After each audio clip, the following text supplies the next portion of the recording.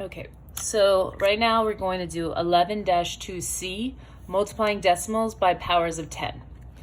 Okay, so very easily, we all know these are the powers of 10.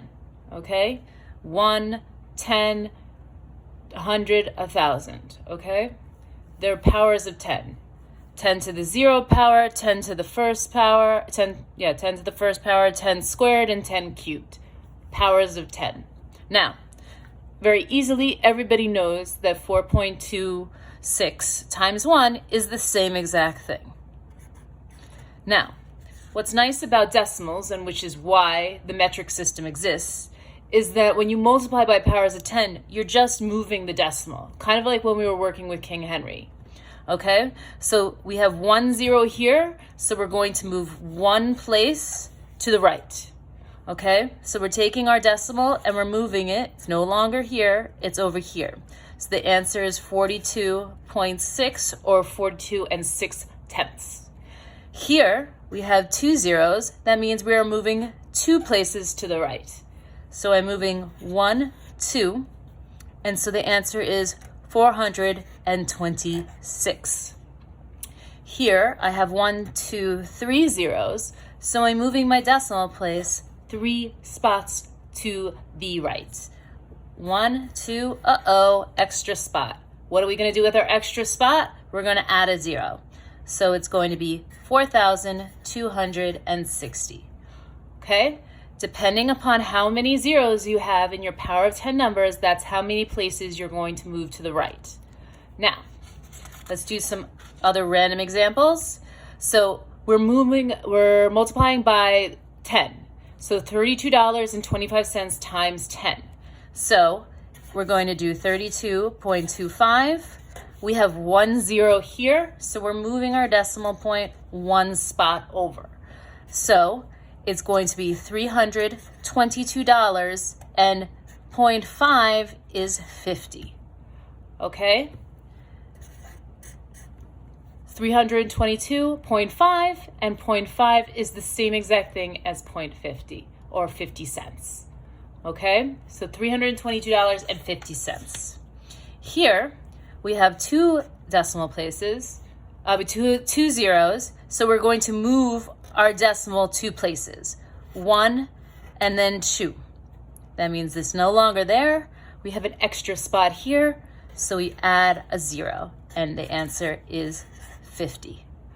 Obviously, when you're multiplying by a whole number, the number is getting larger, as opposed to when you're multiplying by a decimal. A decimal is smaller than a whole number. It is less than 1. So when you multiply it by something, the number is always going to get smaller.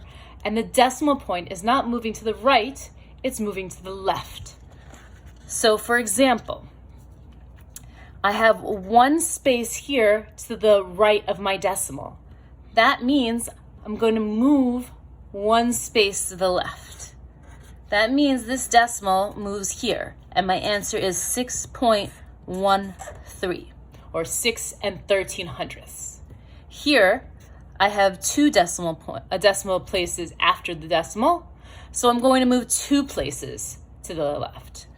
1, 2, and so my answer is 0.613, or 613 thousandths. Now, I have here, I'm multiplying the same number, or the same decimal, same number, and I have 3 places to the right of my decimal, so I'm going to move 3 places to the left here. Okay, 1, 2, 3. There's an open spot, and there goes my 0. I put a 0 there as a placeholder, 0.0613, or 613 10,000ths. Okay, so when we're multiplying by a decimal, when we're multiplying by something smaller than 1, the number gets smaller. When we're multiplying by a whole number, obviously the number gets bigger. Okay, multiply by a whole number, you go to the right. Multiply by a decimal, you go a power of 10 decimal, you go to the left. Okay, one place to the after the decimal, so we're going to go one place to the left.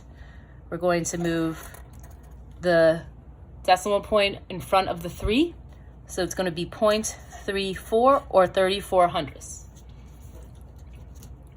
Last example.